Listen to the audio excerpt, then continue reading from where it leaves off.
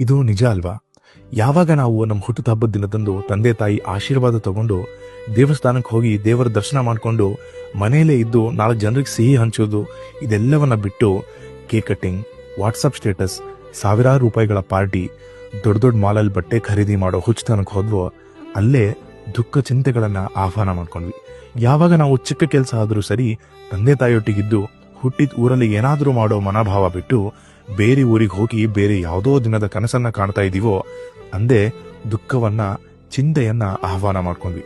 ಯಾವಾಗ ನಾವು ಬೇರೆಯವರ ನೋಡಿ ನಮ್ಮ ಜೀವನ ಶೈಲಿಯು ಅವರ ಹಾಗೆ ಲಕ್ಸುರಿಯಸ್ ಆಗ್ಬೇಕು ಅಂತ ಅನ್ಕೊಂಡ್ವೋ, ಇದ್ದಿದ್ರಲ್ಲೇ ಬದುಕು ನಡೆಸದೆ ಸಾಲ ಸೂಲ ಮಾಡಿದ್ವೋ ಅಂದೇ ಮಹಾ ದುಃಖ ಚಿಂತೆಯನ್ನ ಆಹ್ವಾನ ಮಾಡ್ಕೊಂಡ್ವಿ. ಯಾವಾಗ ನಾವು ಅಮ್ಮ ಮಾಡಿದ ಅನ್ನ ಸಾರನ್ ಬಿಟ್ಟು ಅದ್ಯಾರೋ ಮಾಡಿದ ಪಿಜ್ಜಾ ಬರ್ಗರ್ಗೆ ಆಸೆ ಪಟ್ವೋ, ಯಾವಾಗ ನಾವು ತಣ್ಣನೆ ಗಾಳಿಯ ಹಳ್ಳಿಯನ್ನ ಬಿಟ್ಟು ಹೊಗೆಯಾಡುವ ರಂಗಿನ ಸಿಟಿಯೇ ಚಂದ ಅನ್ಕೊಂಡ್ವೋ, ಯಾವಾಗ ನಾವು ಸರಳ ಬದುಕು ಬಿಟ್ಟು ಬದುಕನ್ನ ಕಾಂಪ್ಲಿಕೇಟ್ ಮಾಡ್ಕೊಂಡ್ವೋ ಅಂದೇ ದುಃಖವನ್ನ, ಚಿಂತೆಯನ್ನ, ನೋವನ್ನ ಆಹ್ವಾನ ಮಾಡ್ಕೊಂಡ್ವಿ. ಸರಳತೆಯಲ್ಲೇ ಸಾಧಿಸಲಾಗತ್ತೆ. ಬೇರೆಯವರನ್ನ ಬದುಕನ್ನ ನೋಡಿ ನಮ್ಮ ಬದುಕಿಗೆ ಹೋಲಿಕೆ ಮಾಡಿಕೊಂಡು ಹೋದಾಗ್ಲೇ ದುಃಖದ ಮೂಟೆ, ಚಿಂತೆಯ ಭಾರ ನಮ್ಮ ತಲೆ ಮೇಲಿರುತ್ತೆ. ನಿಜ ಅಲ್ವಾ?